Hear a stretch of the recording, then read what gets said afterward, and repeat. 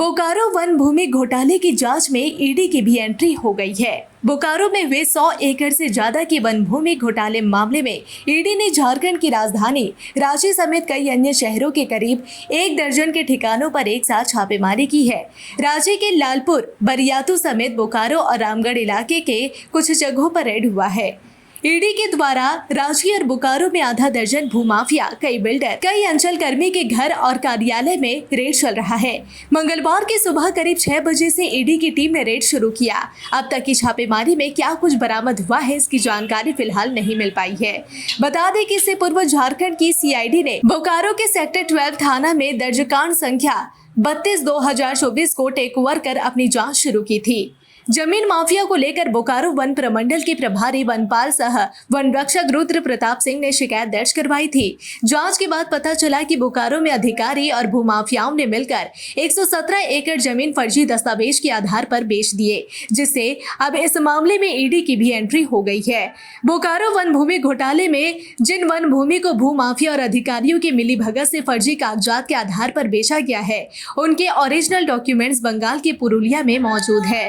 जिस जमीन को फर्जी कागजात के आधार पर बेचा गया है वह 117 एकड़ से ज्यादा है और उसका फैलाव पश्चिम बंगाल तक है। दरअसल 117 एकड़ जमीन बोकारो इस्पात संयंत्र को वापस करना था, लेकिन उसे वापस नहीं किया गया।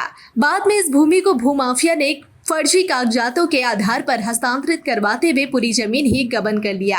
इस मामले में इजहार हुसैन, अख्तर हुसैन, शैलेश कुमार सिंह, रघुनाथ सिंह, जैन सिंह, सचिन प्रसाद पांडे, सत्येंद्र सत्यार्थी, माधव प्रसाद सिन्हा और आरबी सिंह को आरोपी बनाया गया है। सभी के खिलाफ पूर्व से सीआईडी जांच चल रही है, लेकिन अब इस घोटाले की जांच में ईडी भी शामिल हो गई है।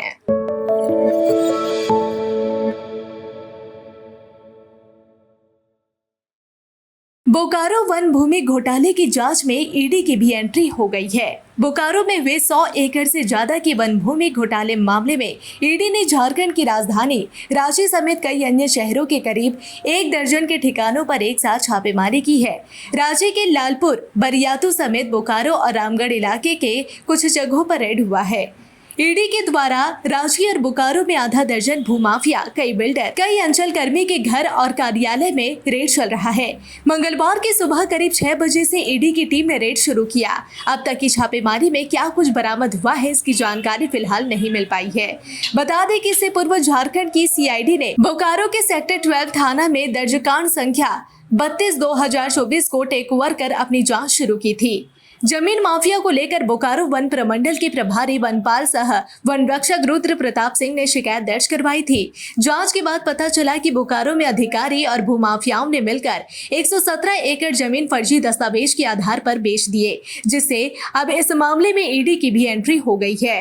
बोकारो वन भूमि घोटाले में जिन वन भूमि को भूमाफिया और अधिकारियों की मिलीभगत से फर्जी कागजात के आधार पर बेचा गया है, उनके ओरिजिनल डॉक्यूमेंट्स बंगाल के पुरुलिया में मौजूद है। जिस जमीन को फर्जी कागजात के आधार पर बेचा गया है वह 117 एकड़ से ज्यादा है और उसका फैलाव पश्चिम बंगाल तक है। दरअसल 117 एकड़ जमीन बोकारो इस्पात संयंत्र को वापस करना था, लेकिन उसे वापस नहीं किया गया। बाद में इस भूमि को भूमाफिया ने फर्जी कागजातों के आधार पर हस्तांतरित करवाते हुए पूरी जमीन ही गबन कर लिया।